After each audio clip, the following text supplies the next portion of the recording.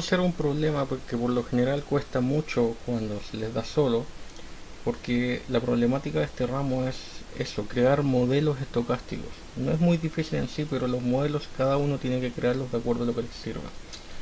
Como consejo para este ramo, traten de hacer muchos ejercicios, porque al igual que el comienzo de investigación de operaciones, que es modelamiento matemático, deben soltar la mano con ejercicios. Bueno, ustedes pueden pausarlo, así que pueden leerlo, pero básicamente se trata de que hay un grupo de 3 ramos, cada uno tiene su probabilidad de aprobar y reprobar, y se pide como meta pasar todo eso en a lo máximo 4 semestres. Si se pasa en más semestres significa que la meta no está cumplida. Y hay que trabajar siempre con respecto a esa meta. Nos dan una pista que es lógica, que si yo repruebo un ramo 2 veces, automáticamente ya voy a haber perdido esa meta. Si yo por ejemplo repruebo cálculo 2 veces, cálculo 1, y voy a darlo por tercera vez, aunque pase cálculo 2 y cálculo 3 a la primera, voy a haber tardado 5 semestres. Entonces está claro que solamente hay 2 oportunidades y esa segunda oportunidad se puede ocupar una sola vez para uno de esos. Si no, simplemente la meta no se cumple. Ahora recuerden, este modelo se va a estar trabajando solamente para esa meta, si se pasa o no en a lo más 4 semestres. No nos interesa cuántas veces haya tenido que dar cada uno, porque si en este caso cálculo 1 lo da 5, 6, 7 veces, ya nos interesa ya que no se cumple esa meta. Por eso mismo vamos a ir al Excel y nos vamos a fijar solamente en todas estas posibilidades. Cálculo 1 y cálculo 1 por segunda vez. Cálculo 2 por segunda vez, lo mismo para cálculo 3. Ahora vamos a ver las distintas probabilidades. Entonces en este caso tenemos 0,68. Para cálculo 2 tenemos 0,52. Y para cálculo 3 tenemos 0,37. Esas son las probabilidades de aprobar, por tanto tenemos las de reprobación. Ahora vamos a empezar a ver cuál es la forma de calcularlo. Solamente es un sí o un no, o un reprueba o aprueba. Entonces vamos a empezar el primero. El primero es igual a sí aleatorio es menor o igual a 0,68. Entonces estamos en una aprobación, y si no, estamos en una reprobación. Ese sería el primero. Entonces estamos diciendo que si tenemos un número entre 0 y 0,68 aprobamos, y si no, no.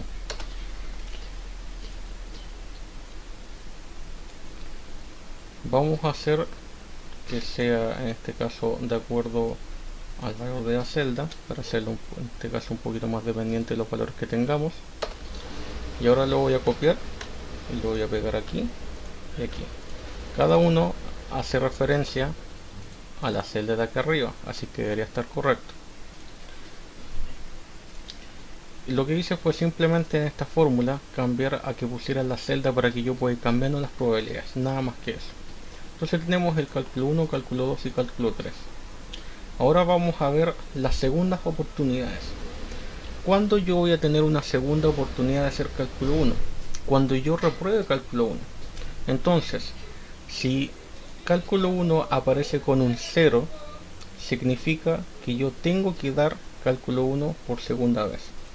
Entonces vamos a empezar. Es igual a si esta celda es igual a 0, entonces tengo que dar cálculo 1 por segunda vez. Entonces sería de nuevo un sí, y después ingreso tal cual lo anterior que había ingresado. Si es que saco un número menor o igual a 0,68 apruebo, y si no, repruebo. Entonces sí aleatorio es menor o igual a esa celda, entonces es 1, y si no, 0. Y cierro ese sí. Eso que cerré es el sí si es que cálculo 1 es 0. Y ahora otro punto y coma. Y ahora estamos, ¿qué pasa si la celda anterior de cálculo 1 por primera vez era 1? Si era 1, yo no tengo que dar cálculo 1 por segunda vez. Entonces voy a colocar un 1. Entonces de esa manera estoy obligando a que si aquí aparece un 1, automáticamente aquí va a aparecer un 1. No es lógico, pero van a ver que va a servir para el modelo. Entonces, ahora voy a copiar esto y lo voy a pegar aquí y lo voy a pegar aquí. Y da exactamente lo mismo. De hecho, si vamos cambiando ciertos números, si es 1, automáticamente es 1. Si es 0, puede ser 1 o 0. Lo demás también para lo demás. Si es 1, puede ser 1, solamente 1. Y si es 0, puede ser 1 o 0. Ahí podemos ir probando los distintos cambios. Esa es la primera parte del modelo. Tenemos 1 en los principales y ceros. Y si tenemos 1 en los principales, automáticamente se convierte en un 1. Ahora vamos a ver los resultados. ¿Cuáles son los resultados? Nosotros dijimos que como máximo nos podemos echar o podemos reprobar un ramo una sola vez. Eso es lo máximo. Si reprobamos 2 veces algún ramo, ya no cumplimos la meta. Significa que si máximo nos podemos echar un solo ramo, como máximo dentro de este vector debería haber un 0. Y si no, si hay puros 1, significa que probamos todo a la primera vez. Eso significa que si la suma de todo esto es 5 o 6, nosotros cumplimos la meta. Y si no, no la cumplimos.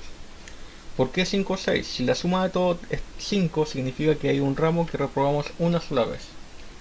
Si la suma de todo esto es 6, significa que aprobamos todo a la primera vez.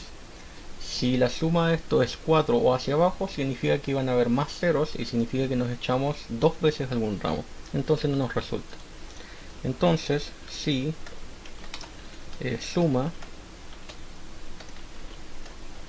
de todo esto es mayor o igual a 5, entonces sí cumplí la meta, y si no, no cumplí la meta. Ese es el resultado. Ahora, esta parte puede ser fácil de entender, sin embargo aparece una parte ilógica. Voy a escribir aquí por ejemplo un ejemplo. Podría darse que se dé esta posibilidad y muchas más que son ilógicas. Esa posibilidad que yo escribí ahí es que reprobé cálculo 1 y lo reprobé por segunda vez. Reprobé cálculo 2 y lo reprobé por segunda vez. Luego reprobé cálculo 3 y aprobé cálculo 3 en la segunda oportunidad. Es ilógico porque no probé ni cálculo 1 ni cálculo 2. Entonces yo no puedo estar rendiendo cálculo 3. Ahora, a esto voy con que pueden aparecer cosas ilógicas dentro de los modelos, pero lo que nos interesa es que nos dé algo que a nosotros nos sirva. El resultado de todo esto va a ser 0, porque no cumplí la meta. Porque si aquí aparece un 0 y aquí por otro 0, o algún 0 doble en algún caso, significa que estoy tomando más de 4 semestres. Entonces eso es lo que me interesa del resultado. Aunque esto sea ilógico, yo sé que si pasa solamente esto, todo el modelo se hace nulo o se hace falso, y en ese caso simplemente no estoy cumpliendo el requisito. Entonces no me interesa que sea real. Otra cosa sería si el problema nos preguntara cuántos semestres nos vamos a demorar. Ahí sería distinto, y ahí sería mucho más distinto. ¿Por qué? Porque podríamos estar haciendo cálculo 1 muchas veces de manera infinita, también cálculo 2 y también cálculo 3. Entonces en ese caso sería muy distinto, pero lo que estamos haciendo acá es solamente ver si logramos la meta de hacerlo en 4 semestres o menos. Entonces para eso es, o aparecen puros unos o aparece un 0 y puros 1. Entonces con eso esa parte ilógica que está ahí no debería ser y no nos debería interesar. Entonces, esa puede ser la mayor razón de dificultad dentro de este modelo. Voy a empezar a hacer algunas reproducciones hacia abajo, pero para eso voy a empezar a, se me olvidó en este caso, fijar las celdas, así que las voy a fijar. Solamente tengo que tener cuidado de que fije la parte de aleatorio. Lo que hice ahí fue simplemente hacer que dentro de la ecuación se fijara esta celda. Entonces cuando arrastre hacia abajo siempre va a hacer referencia a esta celda. Lo mismo con los demás. Ahora vamos con el problema. Ya tenemos el modelo, diseñamos el modelo. Ahora tenemos que ir a la segunda parte de implementar dentro del Excel un intervalo de confianza con una probabilidad, para esta probabilidad con un error absoluto no mayor a 0,02 y un nivel de confianza del 95%. Ahora, ¿cómo hacemos esto? Porque no nos está diciendo cuánto vamos a tener que tomar de la muestra. Bueno, aquí está nuestro formulario que ustedes también deberían tener. y que nos dice cómo se calcula el intervalo de confianza y la muestra n. Bueno, el intervalo de confianza es muy fácil, simplemente reemplazar los datos y el Excel tiene todos los datos. El n puede darle cierto problema. ¿Qué es lo que se hace normalmente? Lo que se hace, y esto es en general en estadística o cuando se hace algún estudio, se toma una muestra piloto estadísticamente significativa. 100 datos deberían ser significativos, pongamos 200 por si acaso. Una vez que se tiene esa muestra, que es la muestra piloto, de esa muestra piloto lo único que se le va a hacer es extraerle la desviación estándar o la varianza. Todos saben que si tengo la desviación estándar tengo la varianza y viceversa. Teniendo ese dato, tengo este dato que está acá. El Z me lo dan porque me están diciendo que el intervalo de confianza se da con un nivel de confianza del 95%. Entonces tengo alfa. El error también me lo dan, 0,02. Entonces lo que tengo que hacer de 0,02 hacia arriba. Entonces lo que tengo que hacer es luego de eso reemplazar, una vez que tengo la muestra piloto, reemplazar acá y lo que me va a dar es el n. Entonces primero saco los datos, luego veo la varianza o la desviación estándar y respecto a eso voy a tener un n nuevo. Y ese n es el que me va a servir para hacer un intervalo de confianza con un error absoluto de 0,02 como máximo. Vamos a empezar. Lo que necesitamos de estos datos son primero el z. Nos dice que es del 95%, significa que el alfa es de 0,5%. O sea, va a ser un z de 0,95. Entonces saca con la siguiente fórmula. Se llama int.norm.stand, que es la normal estándar. Y luego aplico la probabilidad 0,95. Dentro de la probabilidad normal siempre se mueve para este estudio trabajando de intervalo con una confianza mayor al 90%. Y los valores van entre 1.5 a 2.2, algo así, para que ustedes puedan comprobar cuando pongan esto que esté correcto, porque muchas veces me dicen no sé cuál alfa poner o cuál número, esos son los valores. Entonces ahí me dio 1.6, entonces al 95% hay un valor de 1.6. Tenemos el z ya. El error también lo vamos a tener. El error en este caso entonces es de 0,02. Y ahora nos falta calcular la desviación estándar. Entonces empecemos. Lo que voy a hacer es, dijimos unos 200, entonces vamos a hacer 200 repeticiones, unas 250 por si acaso. Tiene que ser estadísticamente significativo, nada más que eso. Entonces ahí tenemos 250 repeticiones. Ahí está. Y ahora lo que vamos a hacer es tomar la desviación estándar de esos datos. Entonces aquí, desviación estándar. Va a ser igual a desviación. Ahí está. Calcula la desviación estándar de un número. La gracia de Excel, por si acaso, es que si no se saben las fórmulas, simplemente empiezan a escribir ciertos nombres que sean más o menos parecidos y les van a aparecer. Si no, pueden colocar dentro de la fórmula el nombre y les va a salir la descripción. Entonces ahí tenemos la desviación estándar de nuestros datos. Lo que vamos a hacer ahora, vamos a ver si están correctos, sí, no hay problema. Entonces lo que vamos a hacer ahora, por si acaso para poder ir comprobando, es calcular el promedio. Saquemos el promedio para tener ciertos datos. No los vamos a necesitar, pero siempre es bueno tener ciertos datos. Y el promedio es 0,62. Entonces tenemos el promedio y la desviación estándar. Esto es para poder comprobar ciertos datos simplemente. Vámonos ahora a la fórmula del n. Entonces aquí vamos a calcular nuestro n. Lo voy a poner con color para que vean que es algo importante que vamos a calcular. Nuestro n entonces va a ser igual a, según la fórmula, es el z al cuadrado multiplicado por la desviación estándar al cuadrado, y todo eso dividido por el error al cuadrado. Jueguen mucho con los paréntesis dentro de Excel, por si acaso nunca está mal poner los paréntesis. Y ahí tenemos nuestro n. Lo tenemos que aproximar a un número entero. Ahora, como el número es muy grande, no importa si termina en 54 o 55, es un aproximado. Y por lo menos necesitamos esa muestra para tener un error de 0,02. Entonces ahora lo que hacemos es simplemente repetir el proceso. Voy a copiar esto y lo voy a pegar aquí, pero como dato.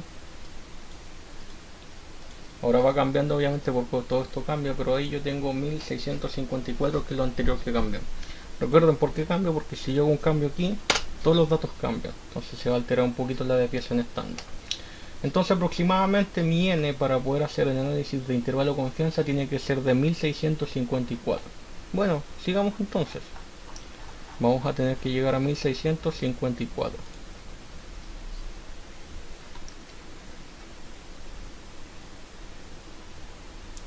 1654. Ahí estamos listos. Y ahora simplemente reproducimos.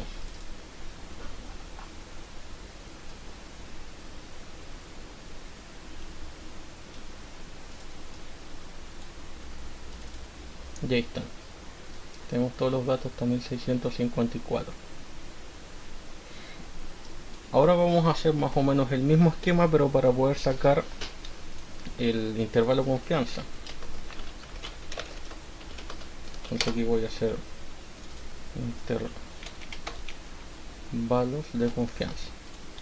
Entonces aquí vamos a estar sacando los intervalos de confianza.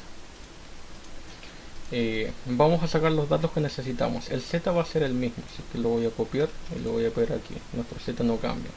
Vamos a sacar la desviación estándar. La desviación estándar tampoco debería haberse afectada tanto, pero vamos a calcularla de todos modos. 200 debería ser un número muy significativo. Desviación estándar 0.48. Vamos a sacar ahora el promedio que también nos pedían.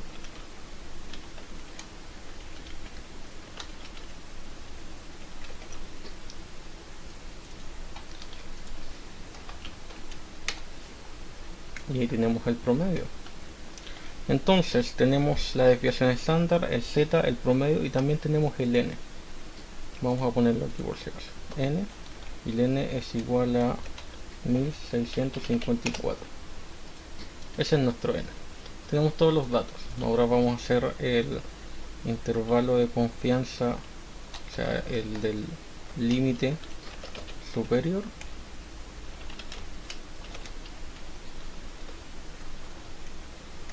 Y el otro es el límite inferior. De acuerdo a la fórmula, tenemos una suma y una resta. El límite superior es sumado y el límite inferior es restado. Entonces vamos a pasar tal cual. Entonces vamos a empezar. El límite superior va a ser el promedio más un paréntesis, y dentro del paréntesis, ¿qué es lo que va? El z al cuadrado, no, disculpen, solamente el z, multiplicado por la desviación estándar, y todo lo anterior, que voy a ponerlo aquí, dividido por la raíz cuadrada del n. Entonces para esto podemos utilizar la fórmula del Excel, raíz de n. Enter. Ese es el límite superior. Vamos ahora al límite inferior. El límite superior y el límite inferior se parecen en ambos casos, así que simplemente voy a copiar la fórmula, la voy a pegar aquí, y lo que hace es restar. Toma los mismos datos pero los resta. Entonces el límite superior es 0.64, el límite inferior es 0.60. Entonces en realidad el hecho de poder cumplir esta meta es bien alta, por lo menos en los 4 semestres. Y está listo el problema. El principal error acá, si se dan cuenta, es muy mecánico, es en el modelo. El modelo es lo que cuesta, y para eso uno debe soltar la mano y hacer varios ejercicios. Por aquí voy a dejar como tarea para que ustedes piensen. Imagínense que les preguntan exactamente lo mismo, pero ahora les están preguntando cuántos semestres se va a demorar en pasar todos esos ramos, si es que los pasa. Para eso quiero que tengan en claro que tienen que poner un supuesto de que máximo se puede repetir 3 veces un ramo. Si a la tercera vez se reprueba un ramo, la persona reprueba y en ese caso se demora todos los semestres que serían los máximos. Entonces, es lo que tienen que hacer, calcular un modelo que en este caso me diga cuántos semestres se va a demorar la persona, con el supuesto de que como máximo se pueden hacer 3 veces un ramo. Si cualquier ramo se hace 3 veces y se reprueba la tercera vez, todo se reprueba. Eso es lo que tiene que pasar. Y en ese caso, obviamente, cuando se reprueba todo, estamos hablando de que no se va a ser considerado dentro del modelo. Entonces, de esa manera podemos ir incluyendo algunas cosas un poquito más avanzadas, ir influyéndolos en que hagan los modelos. Muchas gracias por ver el video.